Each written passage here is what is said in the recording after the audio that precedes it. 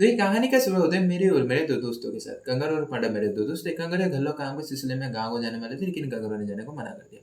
अब यहाँ पर कंगारू घल्लो ने पूछा, हम तो कल सुबह आने वाले, तू किसी घर में अकेला रहेगा?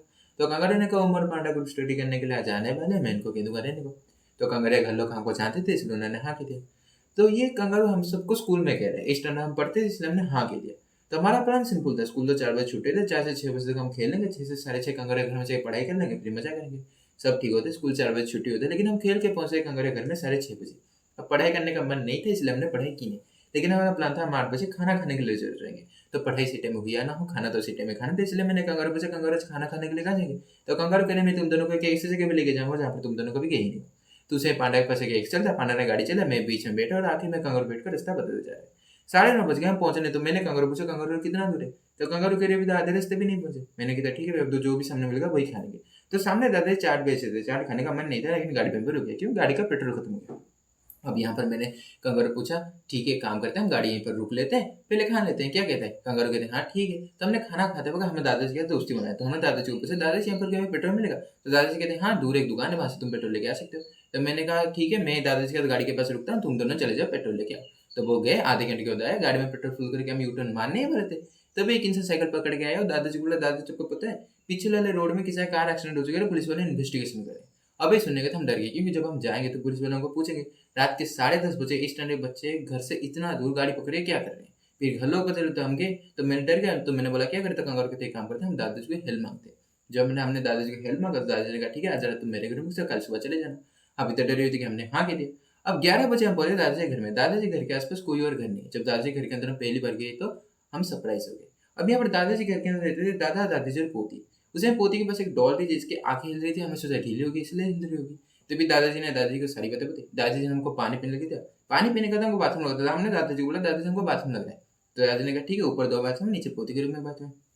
तो मैं और पांडा चले गए ऊपर, कंगारू चले गए नीचे। जब मैं आया तो कंगारू मुझे कह रहा पांडा कहाँ पर? जब मैंने देखा पांडा मेरे साथ आया ही नहीं। फिर पांडा 15 मिनट के बाद आया, मैंने देखा अब यहाँ पर मैंने पांडा को पूछा, पांडा इतनी देरी क्यों? आता पांडा कह रहा मैं गया तो बाथरूम में था, टॉयलेट भी होता, टॉयलेट भी करके आ गया। तो मैंने कहा अच्छा ठीक है, अगर तू ऐसा कर रहा है तो दादाजी बैठ, दादाजी खाना दे रहे हैं। तो खाना खाते के बाद हम सोने के लिए जा रहे थे, 11:30 बजे हम सोने के लिए जा ही रहे थे। तभी कंगारू ने पांडा का हाथ पकड़ लिया और उससे फोन लेके बोला, तुम जाओ मैं आता हूँ।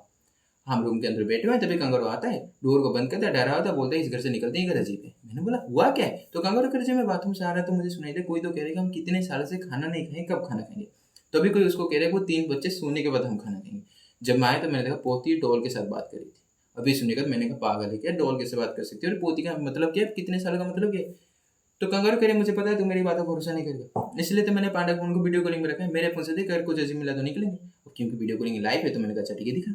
अब मैंने देखा 12 बजे और एक तो चीज हुआ कि कोई तो है जो घर में इधर उधर चल रहा है, वो भी अपने आप। ध्यान से देखो पता चला वो तो डॉल थी जो अपने आप घर में चल रही है। अब यहाँ पर हम ये बात समझ गए थे कि डॉल जो है वो भी है। तो कंगारू कहते निकलते हैं। मैंने कहा पागल है क्या, मेन डोर लॉक है, चाबी दादाजी के पास है, विंडो से जाएंगे, अगर कोई देख ले तो क्या करेंगे? अरे जिस घर में इविल डॉल है वहां पर घर लोग साधारण नहीं आते, सच बोलेगा तो छोड़ेंगे ना, झूठ बोलेगा तो फिर भी नहीं छोड़ने वाले।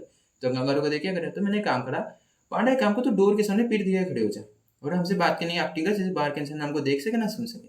पांडा अपने काम में लगे। मैंने कहा कंगारू कोई और रास्ता तुम। तो कंगारू ने कहा विंडो के जरिए में जा सकते क्योंकि विंडो में एजेस है। तो मैंने कहा अच्छा ठीक है, आप गाड़ी चल, हम चले जाते हैं, गाड़ी के पास रुक जाते हैं। तो हम नीचे आ गए, गाड़ी के पास रुके, लेकिन पांडा अभी भी रूम में है।